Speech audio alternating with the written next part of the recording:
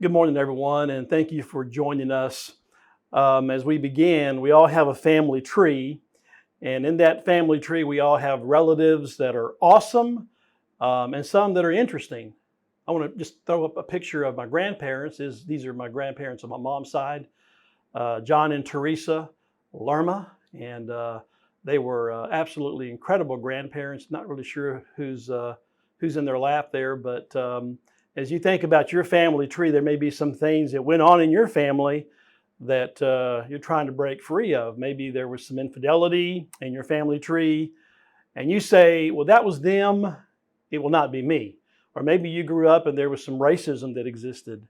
And while you heard all the jokes, your position is, this will stop with me. We all have branches. We are all branches that connect to the same tree, but you've decided you're going to bear a different fruit in your life. There may have been drug abuse or alcoholism. It was there, but again, you're going to go down a different path.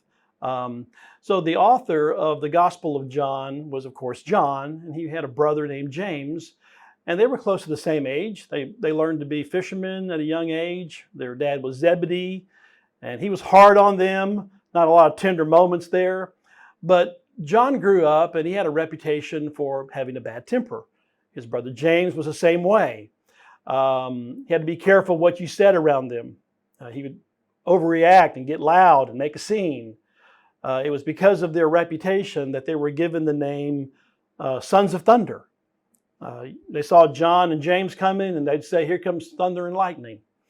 They were disciples of Jesus, and John was a close disciple of Jesus. And Jesus was the one who gave them the nickname. And so we have this scene in Luke chapter 9 where they're traveling through a Samaritan village, and they're not welcoming Jesus because they're traveling to Jerusalem. And James and John see it, and they ask Jesus in Luke chapter 9, verse 54, "Lord, do you want us to call fire down from heaven to destroy them?" It's like something they did on a daily basis. But Jesus rebukes them, and he says, "No, we're not going to call down fire from heaven." Jesus really isn't overly sensitive about how people feel towards him. He knew who he was. But John, on the other hand, he was irate about it. But calling down fire wasn't the answer. This is the person who is recording the final moments of Jesus' time on earth and the last sermon of Jesus to the disciples. In John chapter 15, the message is, stay connected to Jesus no matter what. That staying connected is a priority. So from chapters 14 to 15, here's what has changed. They've eaten the Last Supper already. He starts off by saying, "Believe in me." And as he's talking, Judas has left the group. They all get up and they're walking towards the garden. It must have been the thing that they did, was pray in the garden, because Judas has no problem finding them. He knew where they would be. And so they're walking through the Kidron Valley, and I picture the disciples at some point just making kind of a horseshoe around Jesus as he speaks to them. He knows what's coming, they don't. And so in John chapter 5 and verse 5, he says, "I am the vine, you are the branches. If you remain in me and I in you, you will bear much fruit. Apart from me, you can do nothing." He says to them, you need to remember this. I am the vine and you are the branches. No matter what is thrown at you this week, you are not the vine. You're not the source of strength. Strength comes from the vine. Jesus says, "I'm the one who will provide you with strength. Your job is to stay connected to me. My job is to give you peace and joy for the journey."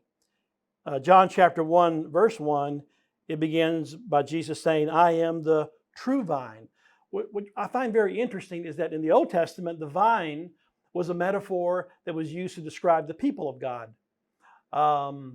It would usually come in the form as a rebuke, like, you're the vine, but you aren't bearing any fruit. So he takes a metaphor that they're very familiar with and he changes it up a bit. He says, "Now I'm the vine." And they're thinking, "Hey, I thought we were the vine." And he's like, "Yeah, you couldn't do it. You had a shot at being the vine, but you couldn't cut it." And they're like, "Well, how do you do a branch?" And he says, you're to stay connected to me, the true vine. He says to them, if you stay connected, I will produce in you what you couldn't produce in yourself. And so how do we stay connected to Jesus no matter what?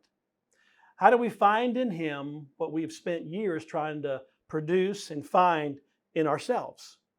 So as you look around today, we see certain brands, like maybe you've noticed the Harley Davidson Member for Life brand or Salt Life. It's like I'm living here in Walker County, but really I'm the type of person that likes to fish and I like the beach and boating out in the Gulf of Mexico. Jesus is saying to us here, I'm giving you a brand and it's called the Branch Life. And here's a couple of things about the Branch Life that I want to give you this week to think about. The Branch Life, number one, finds importance in who I am and not what I do.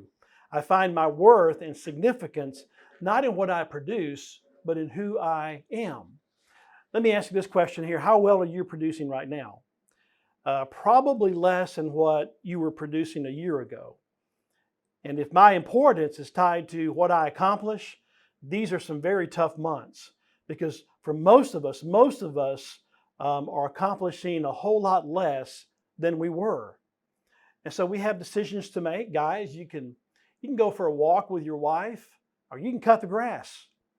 Now, when you cut the grass, it's done, right? You've accomplished something, but you may have missed an opportunity to connect with your wife if you've taken her for a walk. If you have kids, you can do something with your children. You can shoot basketball or throw a baseball, whatever. Or you can run errands. But if you play ball with your kids, the errands are going to be there when you get done, but you will have missed connecting with your kids. Now, the context, what we're looking at here is spiritual. But even when it comes to spiritual matters, I often think it's more about producing when it's really all about connecting.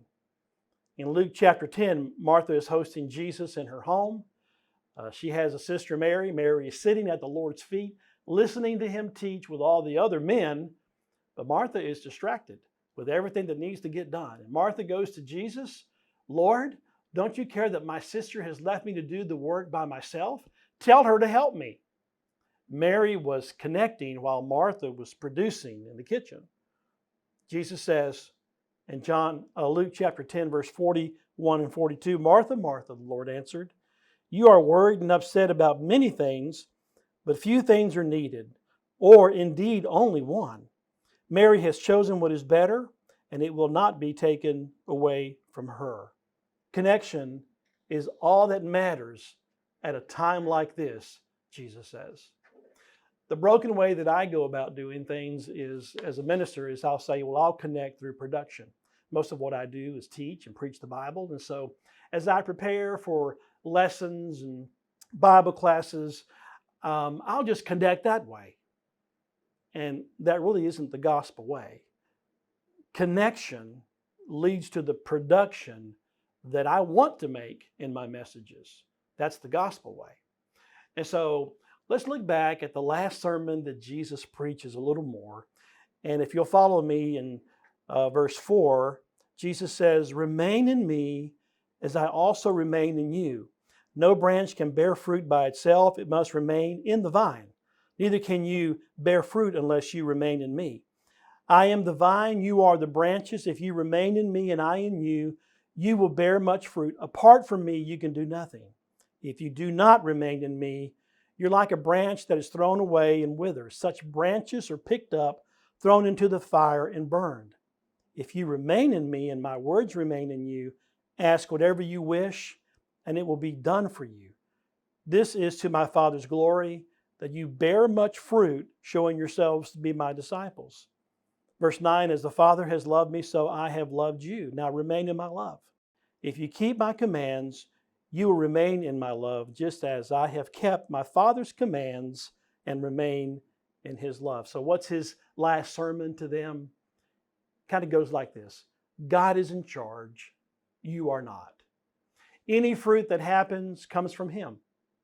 We all want to produce fruit. I mean, all the disciples want to produce fruit. We all want to produce fruit, but we can't force it. Can't force joy or peace. We've all tried it. It's fruitless. The key is remaining connected to the vine. His disciples are fixing to be flipped upside down. And his final message to them was, just hang on to me like a branch to a vine. And unless we miss the point, 11 times in 7 verses, Jesus says, remain. Other translations use the word abide. It's the place where you stay. We all know what it's like to go home, get something comfortable on, find a snack or something to drink. Home is a place of rest and nourishment. At home, you're not trying to show off or impress anyone. At home, you can be yourself. Safe. It's a safe place to, ladies, take off your makeup and not worry about combing your hair. This is what he wants to provide for us, a home. The branch life aims at making our home with Christ. Kind of as a younger minister, I would say things like, I'm going to make a difference in this city. But as I got a little older today, I might look at it this way. Today, I'm just going to connect with Christ. So how do we remain in Christ? It may be a little different for each of us, but there's always these common denominators like prayer, Bible study, fellowship, worship. Like grapes, we do better in a bunch. And so small groups are really important. We're more fruitful when we're together, and that's why the devil just likes to pull us apart. And so this week, I want you to listen to the invitation of God when he says, why don't we live this day together? He's the one who is extending the invitation. Trace Church, you have some great days ahead of you, but only if you stay connected to Christ. Quit focusing on the production and focus on your connection. Now, going back to John, the son of thunder, he's an angry little elf when he starts out. He has a temper, short fuse. And I'm sure on more than one occasion that the others told him, now that you're hanging around Jesus, you need to be a little more kind, a little more self-control. But John's response was, well, this is my family tree. My brother's the same way. But he spends time with Jesus, so much time with Jesus that he never leaves his side. And his life changes so much that when the time came for Jesus to be crucified, he becomes concerned about his mother. He looks at John and says, John, you take care of her. Now, why him? Of all the disciples, why John? Have you ever read 1st, 2nd, and 3rd John? He's no longer a hothead. If you read those books, he's all about love. He connects to the vine and becomes known as the one whom Jesus loved. Now, what I love about that is that's how he refers to himself in this gospel. He doesn't say his name. He just refers to himself as the one whom Jesus loved. And so he's the one who's describing himself like that. But what I love about that is that he's defining himself not on his production, but rather on his connection to the vine. And so here's the conclusion. The branch life means spending time with Jesus, who can produce in you what you cannot ever produce in yourself. And so may God bless you as you abide in Jesus this week.